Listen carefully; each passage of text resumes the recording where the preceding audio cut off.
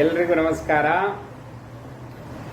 ಇವತ್ತಿನ ದಿವಸ ಕವಿತಾಮೃತ ಕೂಪ ಎನ್ನುವಂತಹ ಗ್ರಂಥದಿಂದ ಒಂದು ಶ್ಲೋಕವನ್ನು ನೋಡೋಣ.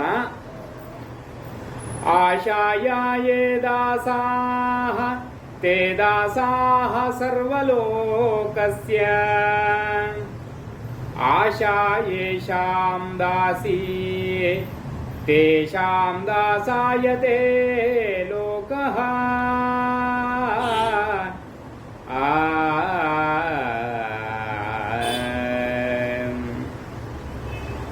ಯಾರು ಆಸೆಗೆ ದಾಸರಾಗಿರುತ್ತಾರೋ ಅವರು ಸರ್ವಲೋಕಕ್ಕೂ ದಾಸರಾಗಿರುತ್ತಾರೆ ಅಂತ ಹೇಳ್ತಾರೆ. ತೇಷಾಂ ದಾಸ ಸರ್ವಲೋಕಃ ಅಂತ ಹೇಳ್ತಾರೆ. ಆಶಾ ಯೇಷಾಂ ದಾಸಿ ತೇಷಾಂ ದಾಸಾಯತೆ ಲೋಕಃ ಅಂತ ಹೇಳ್ತಾರೆ. ಅಂದ್ರೆ ಆಶೆ ಯಾರನ್ನ ದಾಸನಾಗಿರುತ್ತಾರೋ ಅವನು ಸರ್ವಲೋಕಕ್ಕೂ ದಾಸನಾಗಿರುತ್ತಾನೆ ಅಂತ ಹೇಳ್ತಾರೆ. ಯಾರಿಗೆ ಆಸೆ ದಾಸನಾಗಿರುತ್ತೆಯೋ ಸರ್ವಲೋಕವೂ ಅವನ ದಾಸನಾಗಿರುತ್ತೆ ಅಂತ ಹೇಳ್ತಾರೆ. ಆಸೆಯೇ ದುಃಖಕ್ಕೆ ಕಾರಣ, ಆಸೆಯೇ ದುಃಖದ ಮೂಲ ಅಂತ ಹೇಳ್ತಾರೆ. ನಾವು ಏನನ್ನಾದರೂ ಆಸೆ ಪಟ್ಟರೆ ಅದು ಅತಿ ಆಸೆ ಆಗಬಾರದು. ಅಂದರೆ ಆಸೆಯಿಂದ ನಮಗೆ ಕಂಟಕಗಳು ಬರಬಾರದು, ತೊಂದರೆಗಳು ಬರಬಾರದು. ಆಸೆಯೇ ನಮಗೆ ದುಃಖವನ್ನು ಕೊಡಬಾರದು, ಅಂತಹ ಆಸೆಯನ್ನು ನಾವು ಪಡಬಾರದು ಅಂತ ಹೇಳ್ತಾರೆ.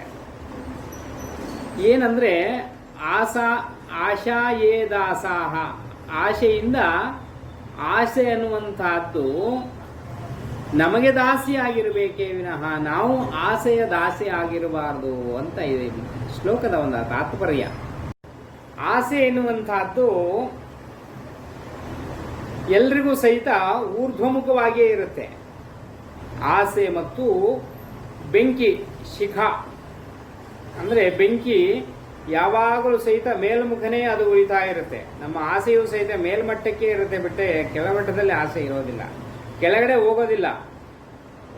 ಎಲ್ಲರಿಗೂ ಸಹಿತ ಮೇಲ್ಮುಖವಾಗಿಯೇ ಆಸೆ ಮತ್ತು ಊರ್ಧ್ವಮುಖವಾಗಿಯೇ ಹೋಗುತ್ತೆ ವಿನಃ ಆಸೆ. ಬೆಂಕಿಯೂ ಸಹಿತ ನೀವು ನೋಡಿ, ಜ್ಯೋತಿಯನ್ನು ಹೀಗೆ ಕೆಳಗಡೆ ಮಾಡಿದರೂ ಸಹಿತ ಅದು ಜ್ಯೋತಿಯ ಮೇಲ್ಕಡೆನೇ ಅದು ಉರಿಯೋದು. ಅದೇ ರೀತಿಯಾಗಿ ಆಸೆಯೂ ಸಹಿತ ಮೇಲ್ಮುಖನಾಗಿಯೇ ಇರುತ್ತೆ. ಅಂದರೆ ತಂಗಳುನ್ನುವವನಿಗೆ, ಹಸಿವೆ ಆಗಿರುವವನಿಗೆ ತಂಗಳಾದರೂ ಸಾಕು ಅಂತ ಅನಿಸತ್ತೆ. ಆ ತಂಗಳನ್ನ ಸಿಕ್ಕಿರೋವನಿಗೆ ಸ್ವಲ್ಪ ಒಳ್ಳೆಯ ಒಂದು ಊಟ ಸಿಕ್ಕಿದ್ರೆ ಚೆನ್ನಾಗಿರುತ್ತೆ ಅಂತ ಅನ್ಸುತ್ತೆ. ಚೆನ್ನಾಗಿರೋ ಊಟ ಸಿಕ್ಕಿದ ಮೇಲೆ ಒಂದು ಒಳ್ಳೆ ಹೆಂಡತಿ, ಮನೆಗೆ ನನಗೊಂದು ಒಳ್ಳೆ ಹೆಂಡತಿ ಸಿಕ್ಕಿದ್ರೆ ಚೆನ್ನಾಗಿರುತ್ತೆ ಅಂತ ಅನ್ಸುತ್ತೆ. ಆ ರೀತಿಯಲ್ಲಿ ಒಂದೊಂದು ಒಂದೊಂದು ಒಂದೊಂದು ಬರ್ತಾ ಬರ್ತಾ ಬರ್ತಾ ಬರ್ತಾ ಬರ್ತಾ ಬರ್ತಾ ಹೋಗುತ್ತೆ. ಆಸೆಗೆ ಕೊನೆ ಇಲ್ಲ, ಅಂದ್ರೆ ಆಸೆಗೆ ಕೊನೆಯೇ ಇಲ್ಲ. ಅದು ಒಂದೊಂದಾದ್ಮೇಲೆ ಫಸ್ಟ್ ನಡ್ಕೊಂಡು ಓಡಾಡ್ತಾ ಇದ್ದ, ಅವನಿಗೆ ಒಂದು ಸೈಕಲ್ ಬಂತು. ಸೈಕಲ್ ಆದ್ಮೇಲೆ ಒಂದು ಸ್ಕೂಟರ್ ಇದ್ರಿದ್ರೆ ಚೆನ್ನಾಗಿರ್ತಾ ಇತ್ತಲ್ಲ ಅನ್ಕೊಂಡ, ಸ್ಕೂಟರ್ ಬಂತು. ಸ್ಕೂಟರ್ ಆದ್ಮೇಲೆ ಒಂದು ಕಾರ್ ಇದ್ದಿದ್ರೆ ಚೆನ್ನಾಗಿರ್ತಾ ಇತ್ತಲ್ಲ ಅಂತ ಹೇಳಿದ್ರೆ ಕಾರ್ ಬಂತು. ಆಮೇಲೆ ಕಾರು ಸಹಿತ ಸಾಕಾಗದೆ ಇದ್ದಂಗೆ ಆಯ್ತು, ಫ್ಲೈಟಲ್ಲೇ ಓಡಾಡಬೇಕು ಅನ್ಸ್ಬಿಡ್ತು. ಹಾಗೆ ಅದು ಒಂದಾದ್ಮೇಲೆ ಬರ್ತಾ ಇರುತ್ತೆ ಆಸೆಗಳು. ಅದಕ್ಕೋಸ್ಕರವಾಗಿ ನಾವು ಆಸೆಯ ಅಡಿಯಾಳಾಗಿದ್ದರೆ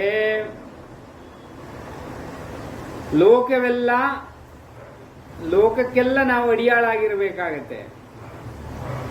ಅದೇ ಆಸೆಯೇ ನಮ್ಮ ಅಡಿಯಾಳಾಗಿದ್ದರೆ ಲೋಕವೆಲ್ಲ ನಮ್ಮ ಅಡಿಯಾಳಾಗಿರುತ್ತೆ.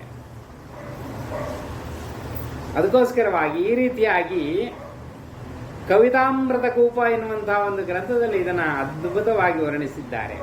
ನೋಡಿ, ಅದ್ಭುತವಾದಂತಹ ಮಾತು. ಇರುವುದರಲ್ಲೇ ತೃಪ್ತಿಯನ್ನು ಕಾಣಬೇಕು. ನಾವು ಇರುವುದರಲ್ಲೇ ತೃಪ್ತಿ ಯಾವುದಿದೆಯೋ ನಮಗೆ ಅದರಲ್ಲೇ ಸಂತೋಷವನ್ನು ಪಡಬೇಕು.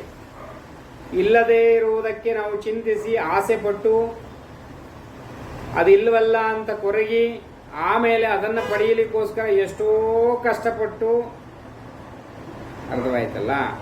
ಆ ರೀತಿಯಲ್ಲಿ ನಾವು ಆಸೆ ಪಟ್ಟರೆ, ಯಾವುದೋ ಒಂದು ವಸ್ತುವಿನ ಮೇಲೆ ಆಸೆ ಪಟ್ಟರೆ ಅದು ಪಡಿಬೇಕು ಅನ್ನೋ ಉದ್ದೇಶಕ್ಕೋಸ್ಕರ ನಾವೇನು ಬೇಕಾದರೂ ಮಾಡ್ತೇವೆ. ನಾವು ಯಾರ ಕಾಲು ಬೇಕಾದರೂ ಹಿಡಿತಾರೆ, ಯಾರ ಕೈ ಬೇಕಾದರೂ ಹಿಡಿತಾರೆ, ಯಾರಿಗೆ ಬೇಕಾದರೂ ಶರಣಾಗ್ತೇವೆ ನಾವು. ನಮಗದು ಬೇಕು ಅನ್ನೋ ಉದ್ದೇಶಕ್ಕೋಸ್ಕರವಾಗಿ, ಅದಕ್ಕೋಸ್ಕರವಾಗಿ ಅಂಥ ಆಸೆ ಏನನ್ನು ಬೇಕಾದರೂ ಮಾಡಿಸುತ್ತೆ ನಮ್ಮ ಕೈಯಲ್ಲಿ ಅಂತ ಹೇಳ್ತಾರೆ. ಆಸೆ, ಅತಿ ಆಸೆ, ದುರಾಸೆಯಿಂದ ಎಷ್ಟೋ ಮನೆಯಲ್ಲಿ ಸಂಸಾರಗಳು ಸರ್ವನಾಶವಾಗಿದೆ. ಆಸೆಯ ಕಾರಣದಿಂದನೇ ಎಲ್ಲ ಆಗಿರುವಂತಹದ್ದು. ಅದಕ್ಕೋಸ್ಕರವಾಗಿ ಅಂತಹ ದುರಾಸೆಯನ್ನು ನಾವು ಬಿಡಬೇಕು. ದುರಾಸೆಯಿಂದ ನಾವು ಯಾನನ್ನೂ ಸಾಧಿಸ್ಲಿಕ್ಕೆ ಸಾಧ್ಯವಿಲ್ಲ. ಆಸೆ ಬೇಕು ಮನುಷ್ಯನಿಗೆ, ಆದರೆ ದುರಾಸೆ ಒಳ್ಳೆಯದಲ್ಲ. ಅದಕ್ಕೋಸ್ಕರವಾಗಿ ಈ ಶ್ಲೋಕ ಅದ್ಭುತವಾಗಿ ಹೇಳಿದ್ದಾರೆ. ಇದು ನಿಮಗೆ ಅರ್ಥ ಆಯಿತು ಅಂತ ಅಂದ್ಕೊಳ್ತೇನೆ. ಎಲ್ರಿಗೂ ನಮಸ್ಕಾರ.